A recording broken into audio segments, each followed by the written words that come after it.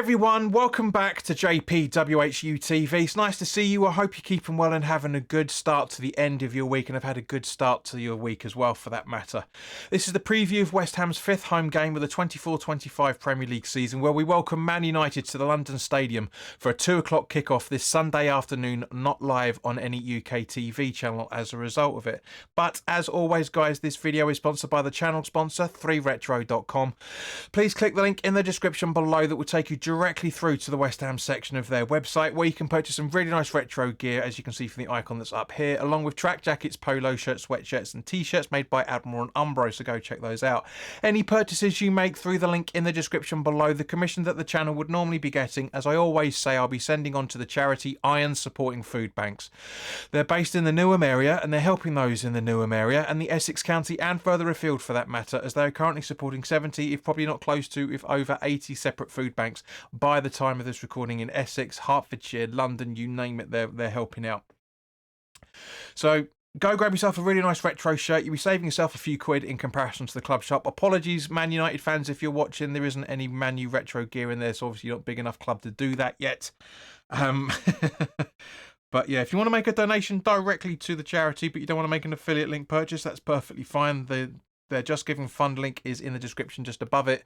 £1, £2, £5, whatever you can afford, guys. Believe me, you're making a big difference to people's lives. So even if you make an affiliate link purchase, you'll still be helping out those that are less fortunate than you. And if you make a donation, the same logic applies. So as always, guys, there's going to be timestamps in the description below. So by all means, please do stay with us for as long as you can. But if you're in a permanent rush, as a lot of people online seem to be nowadays, then by all means, please do jump around to any of the sections that are described in the section below. And of course, please do like it if you've enjoyed the video, and please do put your comments down at any point of any of the subjects we discuss, or if there's anything you want to discuss in this comments, then by all means, crack on, guys, not a problem. All right, so let's start the video by talking about the officials, as we always do. The referee is David Coates. His assistants are Dan Robatham and Craig Taylor. The fourth official is Tom Bramall. He used to be called Thomas Bramall, now he's Tom Bramall. Like Samuel L. Jackson went from Sam Jackson to Samuel L. Jackson. On VAR, unfortunately, we've got Michael Oliver, and his assistant video referee is Stuart Burt. So I'm glad this isn't on telly, let me put it that way, with that list of referees.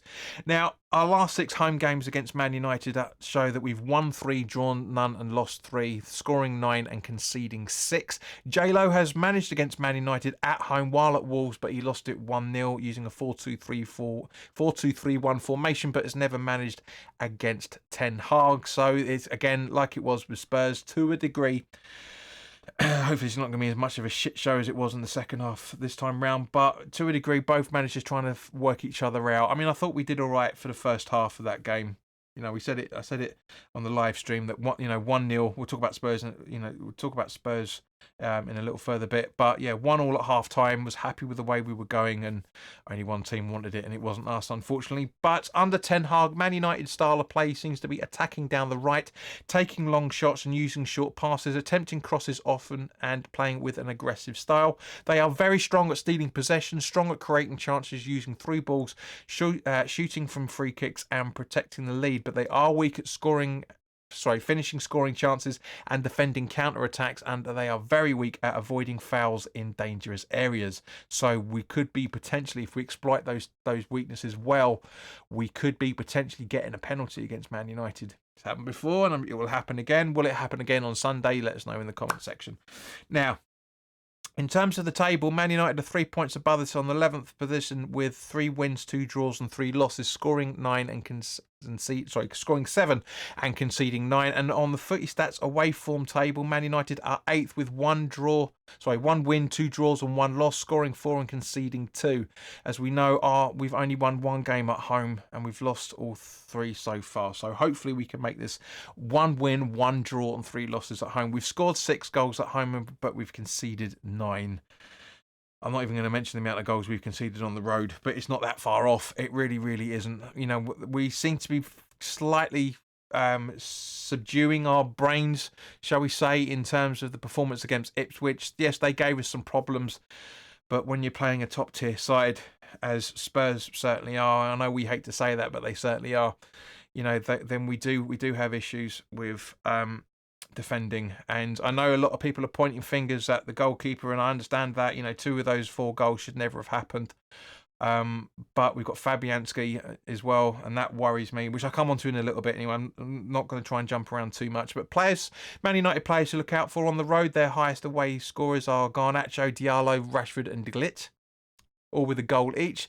And their highest assisters also on the road is also Diallo, Fernandez, Dallo and Mazraoui, all with an assist each. Now, their highest aerial duel winners on the road so far are Johnny Evans with 2.5 aerial duels won per game, and De Ligt with 2.3 aerial duels won per game on average. Now, Man United injuries, Luke Shaw and Casemiro are both out with a calf injury. Malakai, I think you pronounce that, is out with a knee injury. Mason Mount is out with a knock after his head injury at the start of the month, and all are yet to have a confirmed return date yet.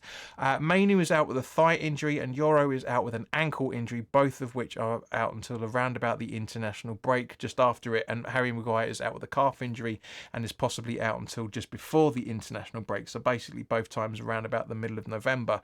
Now, turning to West Ham, I wanted to talk about some good news for a change, because there's a lot of bad news floating around at the minute, and quite rightly so. There's a lot of things to discuss. But the good thing about things in West Ham is Finn Herrick, the under-21s goalkeeper, has signed a new professional deal until the summer of 28 with a possible year extension on top of that. He's been very, very good at the under-21s level, hence getting the new contract. I've been very impressed with the games I've watched, and most of us have watched, I'm guessing, on YouTube's channel for some of the home games. He's looked he's done some very, very good goal clearances and some very good saves, and his distribution seems to be better than our 2 goalkeepers as it stands at the moment, so you never know what's going to happen. But unfortunately, coming around to the bad news, Kudus is suspended, as we know, because he got sent off for that violent conduct during Spurs away. He was basically being an idiot. He lost his head. I know people are going to give it all the big one in the comments, and it's Spurs, he's a legend, blah blah blah blah blah. But you got to remember that these guys are role models to kids, and whether they like it or not, they are in that position, and they need to be and also, as a professional for that matter, you can't lose your head the way that Mo did at any point. It's not acceptable. We said during the live watch along that he could have been sent off 4 or 5, 3 or at least 3 times before he actually got that red for what he was doing. Paqueta has been an absolute fucking liability basically the last 12 months, really, since the start of last season. He's been in and out of it. I do personally think that he shouldn't be playing. Reason being because of the statement that he put out towards the end of last week, in terms of all the hearsay that's going on about his yellow cards offences and all that sort of stuff. If you haven't got the right frame of mind, you shouldn't be playing. It's as simple as that. Again, you need to be professional. But if he's putting out to the press that there is lies and there's rumour, and he's fed up of seeing all these lies, he's not in the right position to play. He just genuinely isn't. So I really don't think he should be playing under any circumstances until this is sorted out. The only problem is that it looks like that's not going to be, the hearing date's not going to be until at least March at the very earliest. So we can't rest the player for 5 months because of off-field stuff. We need to get him back into a mindset that is right, so how he was when he joined us 2 seasons ago. That's the Paqueta that we need. A lot of people are ignoring what's happened over the last year or so because everybody seems to be elevating him to Payet status, and even Payet was a pain in the arse. And I'm sure whenever Paqueta situation resolves and he stays or he goes, we will look back on him fondly. But I do genuinely think that at the moment we need to rest him. He needs to be a sub at best while he gets his brain together. And also, but the club are fighting the red card because apparently I think it's the Premier League and the FA, or both, are looking to get it extended because of obviously the problems that he's had away. Obviously we know the halftime Brentford stuff, but he's been a little bit volatile at the start of the season as well, for that matter. West Ham have also been charged with not controlling the players against Spurs. Spurs have come out publicly and admitted the fault on it. West Ham haven't. So that's a bit of a dodgy one from that point of view. But in terms of West Ham injuries, as it always is, nothing at all apart from Fulkrug. He's still out with his calf injury. Nothing to indicate a return date. And it's been confirmed that he's been out in Germany getting injections into the leg as well. So that's a big, big worry. We've got no real proper centre forward out there that we're going to be using, and as a result of it, guys, this nicely comes around to the starting 11. So yeah, as I say, the starting 11, we obviously have to make a replacement for Kudus. Now, for those that have been watching the previews for the last few weeks, I haven't really been going in the same way that Lopetegui has been going, because I do think the squad that I'm about to show you, if you haven't already seen the previous videos, obviously with a replacement for Kudus being Gilherme, you know, he was a substitute against him against Ipswich and played perfectly well. I've been trying to champion for him to come through. But I do think this is the right game to start him, because at the end of the day, guys, nobody knows what he's going to do. But guys, as I say, put your comments in the comment section below. Let me know your starting 11 for this game. Not trying to predict what Lopetegui would do, but let me know what you would do as a manager if you were in charge of West Ham. And this is the starting 11 that I would put out on Sunday. Areola in goal, with a back four of Wan-Bissaka, Tobido, Kilman and Emerson. Alvarez in the hole behind Souček, supporting Gilherme, Ings and Summerville in midfield, with Bowen up front.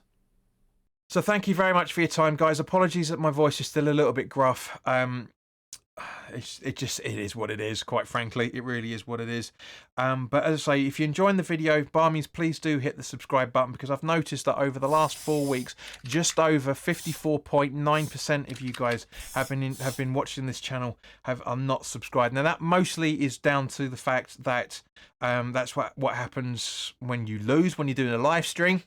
You know, all of a sudden when we conceded those 3 goals in 8 minutes against Spurs, all the little idiots started coming out, and it was great because it started to boost up the viewing figures slightly, and there was a lot of arrogance and ignorance from those ones those late bloomers who wanted to come in and try and give me grief. I actually shot them down. But if you are enjoying the content, and because there's been quite a few new viewers that have been returning, so by all means, please do hit the subscribe button, hit the notification bell, set your notifications to all on the app and also into your phone settings as well. I know some of you guys watch it on the telly as well, which is fantastic. But yeah, guys, thank you very, very much for your time. I'm sorry I can't get my voice any much louder than it already is, but as I say, it's gruff at the moment. But thank you very much for your time. I will see you on Sunday for the post-match thoughts. But in the meantime, guys, have a fantastic weekend. Take care, and I'll see you soon. All the best now.